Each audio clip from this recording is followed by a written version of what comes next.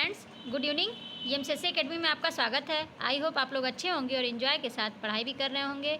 जैसा कि हम लोग बायोलॉजी में काफ़ी कुछ पढ़ चुके हैं, अब आप लोगों को तो बायोलॉजी से कोई भी दिक्कत नहीं होगी और उससे रिलेटेड कोई भी क्वेश्चन होगा तो आप लोग आसानी से सॉल्व कर लेंगे, क्योंकि हम लोग सारे कॉन्सेप्ट क्लियर कर चुके हैं और सारे टॉपिक से हम लोग क्वेश्चन कर चुके हैं और लगभग हम लोग के 1500-1600 क्वेश्चन स्टोर हो गए हैं। और आप प्लेलिस्ट पे जाके आप सारे बायोलॉजी के क्वेश्चन को सॉल्व फिर से कर सकते हैं, रिवीजन कर सकते हैं।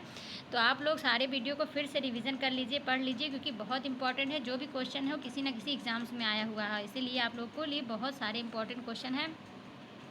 उसी के क्रम में हम लोग देख रहे थे जड़ तना पत्ती के बारे में देख रहे थे, तो हम लोग का आज का जो टॉपिक है वो तना से संबंधित है। तो चलिए बात कर लेते हैं, क्वेश्चन के माध्यम से देखते हैं। पहला क्वेश्चन है, परजीवी पौधे से अनेक छोटी छोटी जड़ें निकलकर पोषक में धंस जाती हैं और उनसे भोजन अवशोषित करती हैं, ये जड़ें क्या कहलाती हैं?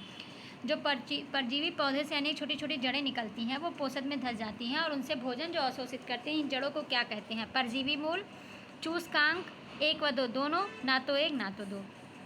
तो चलिए बता दीजिए क्या हो सकता है, इनमें से कौन सा आपका राइट हो सकता है। तो परजीवी मूल के बारे में हम लोगों ने कल बात किया था कि कुछ पौधे अपना भोजन स्वयं नहीं बनाते, बल्कि वे दूसरे पौधे पर उगे रहते हैं और उन्हीं से अपना भोजन प्राप्त करते हैं, और इस प्रकार के जो पौधे होते हैं वो परजीवी कहलाते हैं। और परजीवी पौधे जिन पौधों से अपना भोजन प्राप्त करते हैं उन्हें पोषक कहते हैं। और परजीवी पौधों से अनेक छोटी छोटी जड़ें निकलकर पोषक में धंस जाती हैं और उनसे भोजन अवशोषित करती हैं, और ये जड़ें जो होती हैं वो परजीवी मूल या चूसकांक कहलाती हैं।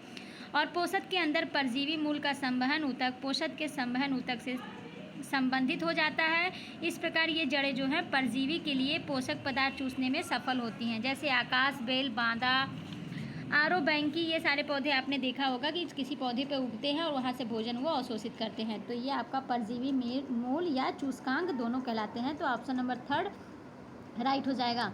नेक्स्ट क्वेश्चन है, पौधे का वह भाग जो भ्रूण के प्रांकुर से विकसित होता है क्या कहलाता है? जड़, तना, पत्ती, फल। तो आपको बताना है कि पौधे का वह भाग जो भ्रूण के प्रांकुर से विकसित होता है क्या कहलाता है। तो चलिए बताने की कोशिश कीजिए। तो पौधे का वह भाग जो भ्रूण के प्रांकुर से विकसित होता है वो तना कहलाता है, और यह गुरुत्वाकर्षण के विपरीत वायवीय होता है। यह धनात्मक प्रकाशानुवर्ती होता है और इस पर पर्व तथा पर्वसंधियाँ पाई जाती हैं। पर्व संधियों पर पत्तियां, वर्धी कलिकाएं तथा पुष्प कलिकाएं लगी होती हैं। और तने की विशेषता क्या होती है कि इनका विकास प्रांकुर से होता है। यह पौधे का आरोही भाग है जो प्रायः भूमि के ऊपर प्रकाश की ओर बढ़ता रहता है और इसमें शाखाएं, पत्तियां और पुष्प निकलते हैं। और शीर्ष पर शीर्षस्थ कलिका होती हैं जिनके द्वारा यह लंबाई में वृद्धि करता है। रोम आदि जो है इसमें पाए जाने वाले बहुकोशिकीय होते हैं। तो आपका पौधे का वह भाग जो भ्रूण के प्रांकुर से निकलता है, विकसित होता है, वो आपका तना कहलाता है। ऑप्शन नंबर 2 जो है राइट हो जाएगा। नेक्स्ट क्वेश्चन है, तने के प्रकार में शामिल है। तने के प्रकार में क्या शामिल है? भूमिगत तने, अर्धवायवी तने, वायवी तने, उपर्युक्त सभी। तो आपको इसमें बताना है कि तने के प्रकार में क्या शामिल है। तो तने के बारे में हम लोगों ने बात किया कि जो पौधे का वह भाग जो प्रांकुर से विकसित होता है, भ्रूण के प्रांकुर से विकसित होता है, तना कहलाता है, और यह गुरुत्वाकर्षण के विपरीत वायवीय होता है। यह धनात्मक प्रकाशानुवर्ती होता है और इस पर पर्व तथा पर्वसंधियाँ पाई जाती हैं। पर्वसंधियों पर पत्तियाँ, वर्धी कलिकाएँ तथा पुष्प कलिकाएँ लगी होती हैं। और तने की विशेषता है कि इनका विकास प्रांकुर से होता है और यह पौधे का आरोही भाग है, प्रायः भूमि के ऊपर प्रकाश की ओर बढ़ता है। इसमें शाखाएं, पत्तियां व पुष्प निकलते हैं। तो आपका इसमें तने के जो प्रकार होते हैं, तना मुख्यतः 3 प्रकार का होता है, भूमिगत तने, अर्धवायवीय तने और वायवीय तने। तो आपका इसमें ऑप्शन नंबर कौन सा राइट है? ऑप्शन नंबर 4 जो है राइट हो जाएगा, उपर्युक्त सभी। ओके, चलिए नेक्स्ट क्वेश्चन है, किस प्रकार के कलिका से पौधे के तने की लंबाई में बढ़ती है? किस प्रकार की कलिका से पौधे की तने की लंबाई बढ़ती है? शीर्षस्थ कलिकाएं, कक्षस्थ कलिकाएं, 1 व 2 दोनों, ना तो 1 ना तो 2। तो चलिए बता दीजिए कि किस प्रकार की कलिका से पौधे के तने की लंबाई बढ़ती है। तो अभी मैंने बात किया कि पौधों में तनों में जो है कुछ विशेषता भी होती हैं, जिनमें था इनका विकास जो प्रांकुर से होता था, और यह पौधे का आरोही भाग होता है जो प्रायः भूमि के ऊपर प्रकाश की ओर बढ़ता रहता है, और इसमें शाखाएं, पत्तियां तथा पुष्प निकलते हैं। शीर्ष पर शीर्षस्थ कलिका होती है जिनके द्वारा यह लंबाई में वृद्धि करती हैं। तो आपका ऑप्शन नंबर 1 जो है राइट हो जाएगा, शीर्षस्थ कलिकाएं। ओके, चलिए नेक्स्ट क्वेश्चन है, किस प्रकार की कलिका निकलने पर पौधे की वृद्धि रुक जाती है? शीर्षस्थ कलिकाएं, कक्षस्थ कलिकाएं, पुष्प कलिकाएं, वर्धी कलिकाएं। तो आपको बताना है कि किस प्रकार की कलिका निकलने पर पौधों की वृद्धि रुक जाती है, पौधे की साइज बढ़ना बंद हो जाता है। तो आपका कौन सा ऑप्शन राइट होगा? तो शीर्षस्थ कलिकाएं जो होती हैं इनके निकलने से पौधों की वृद्धि रुक जाती है। शीर्षस्थ कलिका मतलब जैसे कोई पौधा है, ऊंचाई तक जाता है, फिर यहाँ पे ऐसे छोटे छोटे जो पत्तियाँ निकलती हैं, ऐसे कलिकाएं जो निकलती हैं, इनके निकलने से जो होता है वो उसकी पत्तियाँ जो उनकी जो लंबाई बढ़ना, वृद्धि होना, इसका रुक जाता है। और पौधों में आपने देखा होगा कि ऐसे करके पत्तियाँ जाती हैं यहाँ पे, यहाँ छोटे छोटे बड्स निकलते हैं, उसके नीचे भी पत्तियाँ जाती हैं, यहाँ से आपकी कलिकाएं जो निकलती है इसको हम कंछस्थ कलिकाएं कहते हैं, और इन दोनों के बीच के भाग को हम कक्ष कहते हैं। तो अपने पौधों के जो ये शीर्ष भाग होता है, शीर्षस्थ कलिका जो होती हैं, इनके निकलने से पौधों की वृद्धि जो है रुक जाती है। तो ऑप्शन नंबर फर्स्ट राइट हो गया। नेक्स्ट क्वेश्चन है, भूमिगत तने में निम्न में से क्या पाए जाते हैं? भूमिगत तने में निम्न में से क्या होते हैं? पर्वसंधियाँ, कलिकाएं, सल्कपत्र, उपर्युक्त सभी। तो चलिए बता दीजिए कि भूमिगत तने में निम्न से क्या पाए जाते हैं। तो मैंने बताया कि तना जो होता है 3 प्रकार का होता है, भूमिगत तना, अर्धवायवीय तने, वायवीय तने। भूमिगत तने में तने का वह भाग जो भूमि के अंदर पाया जाता है भूमिगत तना कहलाता है। और भूमिगत तने में पर्वसंधियाँ, कलिकाएं और सल्कपत्र पाए जाते हैं। और प्रतिकूल परिस्थितियों में भूमिगत तना भोजन संग्रह करने के कारण मोटा और मांसल भी हो जाता है। और इसमें जैसे आप पत्ती देखे होंगे, इसमें पौधे आप देखे होंगे कि ऐसे कुछ जाता है, यहाँ से ऐसे पत्ती निकलती है, फिर यहाँ से भी शाखाएं निकलती हैं, इसमें भी पत्तियाँ होती हैं, फिर ये शाखाएं ऊपर जाती हैं और यहाँ से भी पत्ती और शाखा निकलती है। तो ये जो शाखा निकलने वाला प्लेस होता है इसे हम पर्वसंधि कहते हैं, पर्वसंधि इसी को हम कहते हैं। और कलिकाएं तो आपको बताएं कि यहाँ से कक्षस्थ कलिकाएं होती हैं, ऊपर शीर्ष कलिकाएं पाई जाती हैं। और सल्कपत्र आप जानते हैं कि जो नीचे उसके पत्ते तने जो होते हैं उसके ऊपर जो वो पाए जाते हैं वो सारे छाल बोल सकते हैं, उसको हम सल्कपत्र भी कहते हैं। तो भूमिगत तने में जो होता है पर्वसंधियाँ भी होती हैं, कलिकाएं और सल्कपत्र तीनों पाए जाते हैं। और भोजन के कारण ये भोजन संचय के कारण इनका जो है मोटा और मांसल भाग होता है। जैसे आप आलू देखे होंगे, आलू का जो तना ही है वो भोजन इकट्ठा करता है तब वो मोटा हो जाता है। ऐसे शकरकंद हो गया, मूली हो गया, गाजर हो गया, ये सारे जो होते हैं इसी के अंतर्गत आएंगे। तो आपका इसमें ऑप्शन नंबर कौन सा राइट है? आपका ऑप्शन नंबर 4 राइट होगा, उपयुक्त सभी। ओके, चलिए नेक्स्ट क्वेश्चन है, निम्न में से कौन सा सही सुमेलित नहीं है? इनमें से कौन है जो सही सुमेलित नहीं है? कंद आलू, सल्ककंद प्याज, घनकंद बंडा, प्रकंद जिमी। तो आपको बताना इनमें से कौन सा सही सुमेलित नहीं है। तो क्या कंद आलू का रूप है, सल्ककंद प्याज का रूप है और घनकंद बंडा का रूप है, प्रकंद जिमी कंद रूप है? तो चलिए बता दीजिए क्या हो सकता है।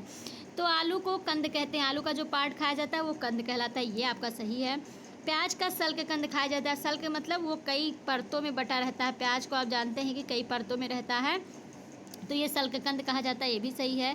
और बंडा जो होता है घनकंद, घनकंद मतलब कंद का बड़ा भाग, बंडा आप जानते हैं। इसके साथ साथ अरुई भी आप देखे होंगे और जिमी कंद जिसे कान कहते हैं, ये सारे जो हैं घनकंद हैं।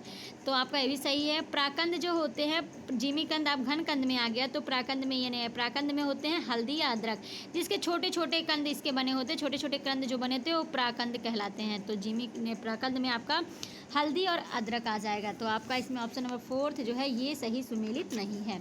ओके, चलिए नेक्स्ट क्वेश्चन, निम्न में से किस प्रकार के तने पृथ्वी की सतह के ऊपर आंशिक रूप से मिट्टी के नीचे रेंग कर वृद्धि करते हैं? भूमिगत तने, अर्धवायवीय तने, वायवीय तने, उपर्युक्त सभी। तो आपको बताना है इनमें से कौन से तने हैं जो पृथ्वी की सतह के ऊपर, पृथ्वी है उसके सतह के ऊपर या आंशिक रूप से मिट्टी के नीचे और रेंग रेंग के वो वृद्धि करते हैं, वो कौन से तने कहलाते हैं? तो चलिए आंसर देने की कोशिश कीजिए क्या हो सकता है। तो कुछ पौधों के तने कमज़ोर तथा मुलायम होते हैं, ये पृथ्वी की सतह के ऊपर या आंशिक रूप से मिट्टी के नीचे रेंग कर वृद्धि करते हैं।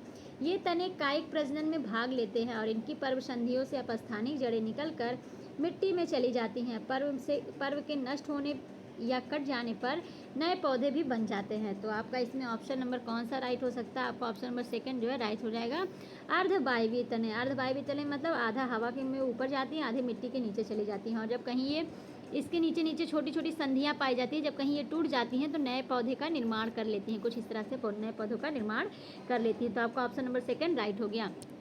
नेक्स्ट क्वेश्चन है, अर्धवायवीय रूपांतरित तने के प्रकार में शामिल है, पहला है ऊपरी भूस्तरीय, सेकंड है स्टोलॉन, थर्ड है अंतःभूस्तरीय, फोर्थ है उपर्युक्त सभी। तो आपको इसमें बताना है कि अर्धवायवीय रूपांतरित तने के प्रकार में कौन सा शामिल है। तो चलिए इसको भी बताने की कोशिश कीजिए। तो अर्धवायवीय रूपांतरित तने जो होते हैं इनके कई प्रकार होते हैं, जैसे ऊपरी भूस्तरीय जिसमें ब्रह्मी बूटी, दूब घास ये सब आते हैं। स्टोलॉन में आपका अरवी और स्ट्रॉबेरी आ जाता है, और भूअस्तारी में आपका जलकुंभी और पिस्टी आ जाता है। इसके साथ साथ अंता भूस्तारी जो होता है उसमें सेवंती, गुलदाउदी और पुदीना आ जाता है। तो ये सारे अर्धवायवीय रूपांतरित तनों के प्रकार हैं, तो आपका उपर्युक्त सभी जो है राइट हो जाएगा। नेक्स्ट क्वेश्चन है, जलकुंभी तथा पिस्टिया किस प्रकार के तने में शामिल है? जलकुंभी तथा पिस्टिया किस प्रकार के तने में है? ऊपरी भूअस्तारी, स्टोलॉन, अंता भूस्तारी, भूअस्तारी। तो चलिए बताने की कोशिश कीजिए। अभी मैंने आपको बताया, तो ध्यान से अगर सुन रहे होंगे तो इसका आंसर आप लोग जल्दी से दे देंगे। तो चलिए क्या हो सकता है।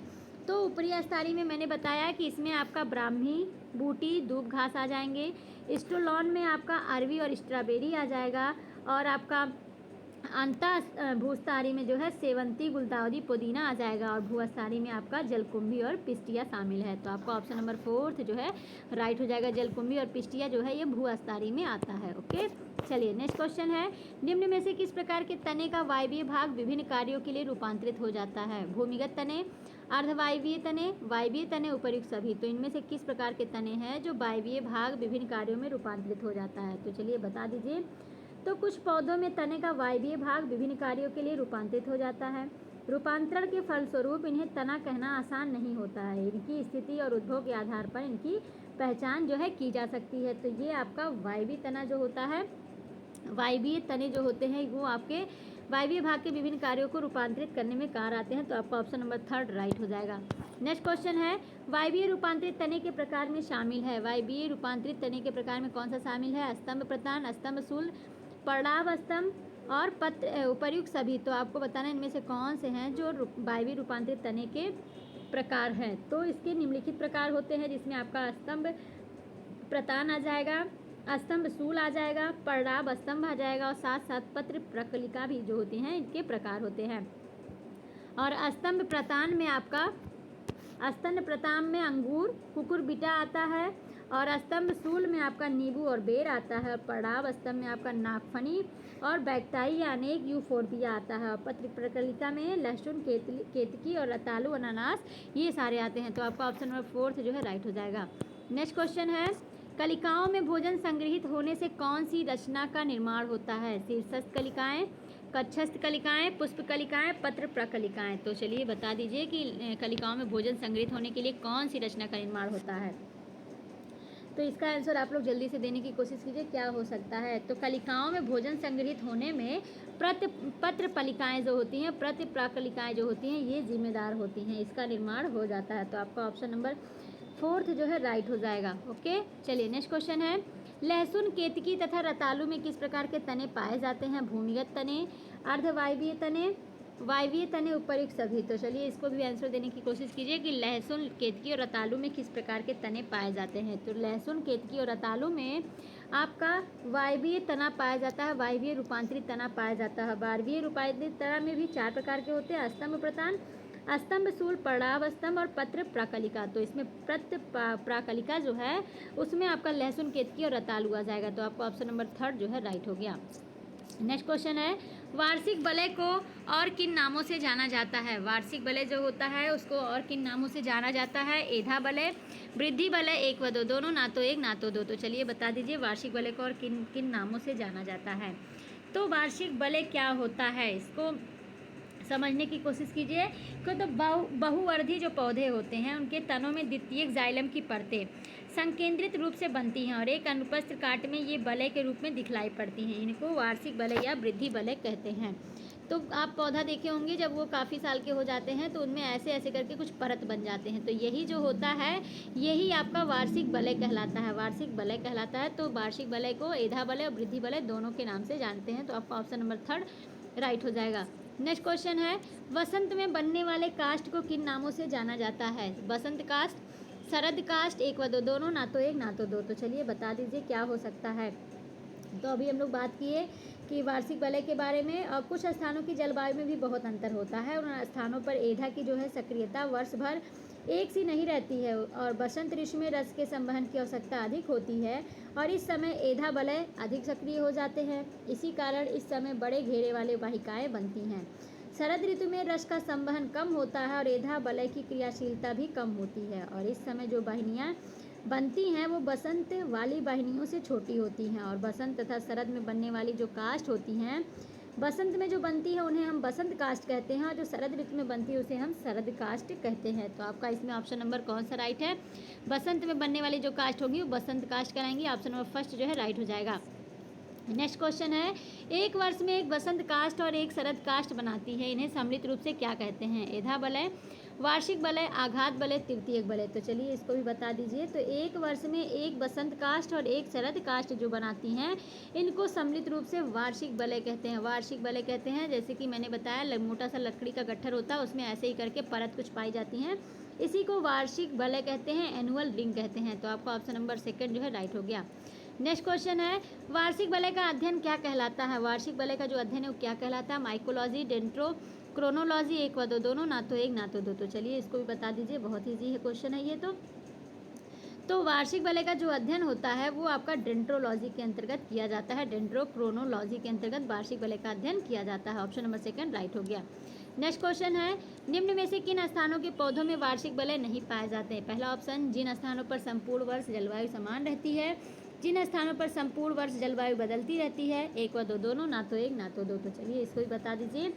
तो प्रत्येक वार्षिक बलय एक वर्ष की वृद्धि को इंगित करता है, और इस कारण से एक वृक्ष में उपस्थित वार्षिक बलयों को गिनकर उनकी लगभग आयु की जानकारी प्राप्त की जा सकती है। उदाहरण के लिए चीड़ है, शीशम है, ये सारे जो पौधे होते हैं उसमें वार्षिक बलय जो है देखा जाता है। जिन स्थानों पर संपूर्ण वर्ष जलवायु समान रहती है वहाँ के पौधों में वार्षिक बलय नहीं पाए जाते हैं। जैसे समुद्र तटीय भागों में, भूमध्य रेखीय के समीप के भागों में, ऊंचे पर्वतों में, इन सारे में जो है जलवायु एक समान होती है, तो उन पौधों में वार्षिक बलय नहीं पाए जाते। तो आपका ऑप्शन नंबर फर्स्ट जो है राइट हो जाएगा। नेक्स्ट क्वेश्चन और लास्ट क्वेश्चन, कैलस के किनारे की कोशाएं एधा में परिवर्तित हो जाती हैं, जिसे क्या कहते हैं? आघात एधा, आघातकार, वार्षिक बलय, उपयुक्त सभी। तो आप बता दीजिए कि कैलस के किनारे जो कोशाएं होती है एधा में परिवर्तित या बदल जाती है वो क्या कहलाती हैं? तो जैसे अनेक कारणों से पौधों में घाव उत्पन्न हो जाते हैं और इनका जो भरना होता है वो बहुत आवश्यक हो जाता है, और बाहर के भागों में होने वाले छोटे घाव निम्नलिखित विधि से भर सकते हैं। जैसे चोट लगी कोशाएं मृत होकर सूख जाती है और इनके बीच की कोशाभित्तियों में सुबेरिन उत्पन्न हो जाता है, जो अपने नीचे की ओर जो स्थित कोशाओं की रक्षा करती हैं। और जिन पौधों में रबर छीरी वाहिनिकाएँ होती हैं उनमें लैटेक्स स्रावित होता है, जो जमने में रक्षा का कार्य करता है। और जिस समय घाव जो होते हैं गहरे होते हैं तो उसके लिए निम्न विधि से भरते हैं। जैसे घाव के आसपास की स्वस्थ कोशाएं फेलोजन के स्थान पर एक प्रकार की सरस पैरेन्काइमा कोशाओं का समूह बना लेती हैं, जिन्हें हम कैलस कहते हैं। और यह कैलस जो होते हैं वो शीघ्र ही घाव को पूर्ण रूप से ढक लेता है, और कैलस बनने के कारण ही पौधों में गांठें दिखाई देती हैं। कैलस के किनारे की कोशाएं एधा में परिवर्तित हो जाती हैं, जिसे आघात एधा कहते हैं, और आघात एधा की कोशाएं कार्क का निर्माण करती हैं, जिसे आघात कार्क भी कहते हैं। और इससे क्या होता है, पौधे का जो घाव होता है वो सही हो जाता है। तो आपका कौन सा ऑप्शन राइट है? ऑप्शन नंबर फर्स्ट जो है राइट हो जाएगा, आघात एधा। कैलस के किनारे की कोशाएं जो एधा में परिवर्तित होती हैं उनको आघात एधा कहते हैं। तो इस प्रकार फ्रेंड आपको सेशन अच्छा लगा होगा और आपको कुछ नई नई चीज़ें जान के भी इंटरेस्टिंग लगा होगा, और वीडियो आप लोग इंटरेस्टिंग तरीके से पढ़ भी रहे होंगे। तो आप लोग वीडियो का रिवीजन ज़रूर किया करें, बार बार पढ़ा करें, ताकि आप लोग को कोई भी क्वेश्चन भूले ना, और किसी भी क्वेश्चन में कोई दिक्कत हो, कोई कन्फ्यूज़न हो, तो आप लोग बेहिचक कमेंट बॉक्स में ज़रूर कमेंट करें। मैं आपके सारे डाउट्स को क्लियर करने का प्रयास करूँगी। तो आज के लिए बस इतना ही, अब मिलते हैं नेक्स्ट वीडियो में। तब तक के लिए thank you so much all friends.